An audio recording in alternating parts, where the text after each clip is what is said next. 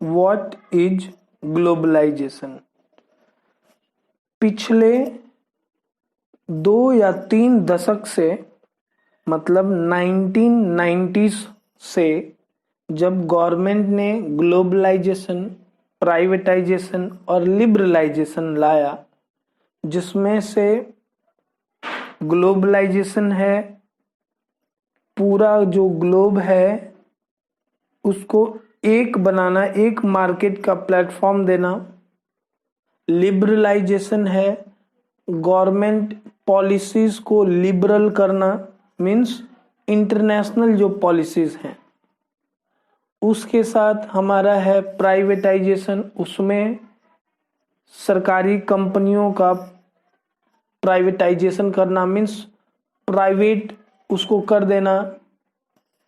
तो इसमें जो मल्टीनेशनल कंपनीज होती हैं, जो 2 या 2 से अधिक देशों में कार्यरत होती हैं, इनको ग्लोबलाइजेशन से क्या फायदा होता है? ऐसी कंपनियां सस्ता लेबर देखती हैं जिससे कि उनका प्रोडक्शन कॉस्ट कम हो सके, रॉ मटेरियल देखती हैं, नई टेक्नोलॉजी देखती हैं। तो इन सारी वजहों के वजह से ग्लोबलाइजेशन का कॉन्सेप्ट आया, जिससे कि कम लागत में एक अच्छा प्रोडक्ट या सर्विस तैयार हो सके और उसी के अनुसार अलग अलग देशों में जहां भी जरूरत है उसको वहां ले जाया जा सके। तो ये था हमारा globalisation. Factors that enabled globalisation. तो इसमें वो कौन से फैक्टर्स हैं जिनकी वजह से ग्लोबलाइजेशन संभव हो पाया है, मतलब बड़ी आसानी से एक जगह चीजों को बना करके और पूरे विश्व में कंपनी उनको बेच सकती है। तो नई नई टेक्नोलॉजीज की मदद से, जहां अच्छी मशीन्स मिल गई, लेबर कॉस्ट कम है, तो उन जगहों से टेक्नोलॉजी लाना और फिर प्रोडक्ट्स को तैयार करना। इसी के साथ है हमारा एक कंटेनर्स आ गए। कंटेनर्स मतलब एक बड़ा सा डब्बा जिसमें कंपनी अपना प्रोडक्ट रख के और फिर उसको आसानी से एक देश से दूसरे देश भेज सके, जिससे कि नुकसान होना कम हो जाता है।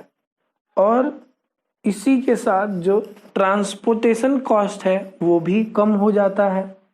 अब दूसरा हमारा पॉइंट बनता है इंफॉर्मेशन टेक्नोलॉजी। ये आईटी सेक्टर के इम्प्रूवमेंट और एडवांसमेंट होने की वजह से कंपनियों को अपने कार्यभार को संभालने में और उसका लेखा जोखा रखने में आसानी होती है।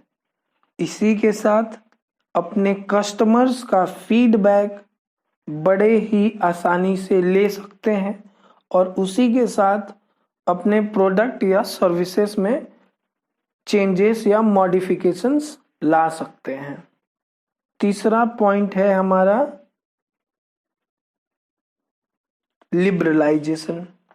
तो liberalisation of foreign trade, foreign investment policies, इसमें क्या है कि सरकार ने कुछ रूल रेगुलेशंस जो होते हैं उसको बड़ा ही आसान किया, जिसमें कम समय लग सके और जो बिजनेसमैन है वो आसानी से एक देश से दूसरे देश में ट्रेड कर सके। और इसी के साथ साथ अपनी जो नीतियां हैं, जो पॉलिसीज हैं, उनको भी ऐसा किया जिससे कि दूसरे देश का बिजनेसमैन या दूसरे देश की कंपनी हमारे देश में इन्वेस्ट कर सके, फॉरेन इन्वेस्टमेंट। तो ये कुछ फैक्टर्स थे जिनकी वजह से ग्लोबलाइजेशन को एक बूस्ट मिलता है।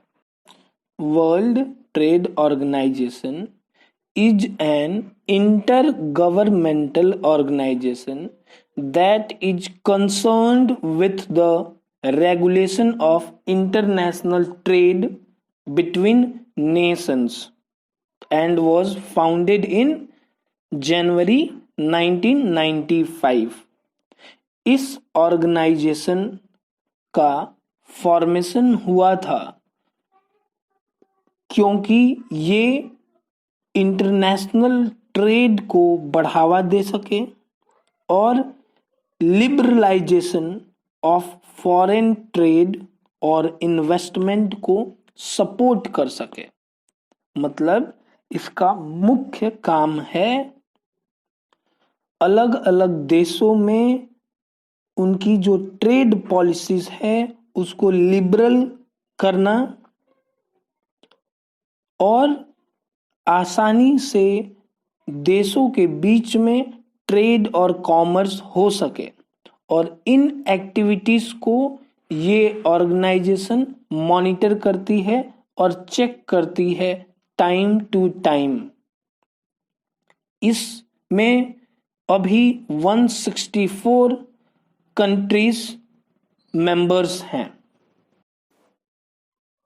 Impact of globalisation in India. Globalisation की वजह से यहाँ पे हमारे देश में फॉरेन इन्वेस्टमेंट आ सका, कल्चरल एक्सचेंज हुआ जिसकी वजह से टूरिज्म में बढ़ावा हुआ, साथ ही साथ जो इंडियन मार्केट है वो फॉरेन गुड्स के लिए खुल गया।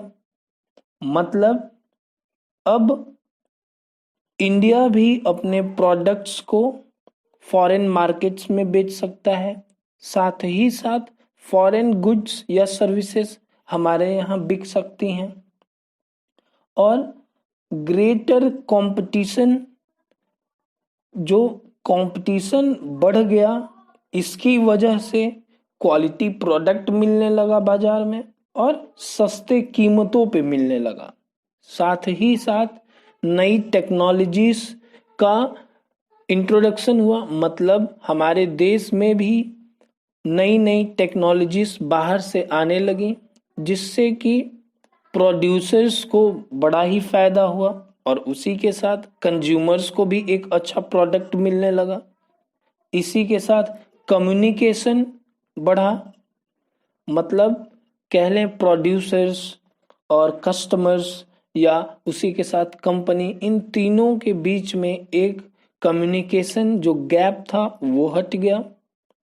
अब इसके साथ कुछ नुकसान भी हुए, जैसे कि छोटे जो फैक्ट्रीज थी जिनके पास वो स्किल्स नहीं थी, वो एजुकेशन नहीं थी, या जिनका बड़े ही छोटे पैमाने पे या वो अपने स्किल्स पे चीज़ों को बनाते थे या बेचते थे, उनको ग्लोबलाइजेशन की वजह से बड़ी दिक्कत हुई और साथ ही साथ कहीं ना कहीं उनका काम भी बंद हो गया क्योंकि अब वो मशीन की बनी गुड्स और सर्विसेज के सामने अपने प्रोडक्ट्स को बेचने में असमर्थ रहे। तो ये थे हमारे कुछ फायदे और ये कुछ नुकसान, जो कि गरीब था या जिनके पास उतने पैसे नहीं थे, वो स्किल्स नहीं थे, तो वो बाजार में नहीं टिक पाया। Struggle for fair globalisation. हमने देखा कि ग्लोबलाइजेशन के कुछ फायदे थे तो कुछ नुकसान भी थे, जहां की जो छोटे व्यापारी थे, छोटे प्रोड्यूसर्स थे, लेबरर्स थे, अनएजुकेटेड जो पॉपुलेशन थी, तो इनको ग्लोबल मार्केट की वजह से नुकसान हुआ,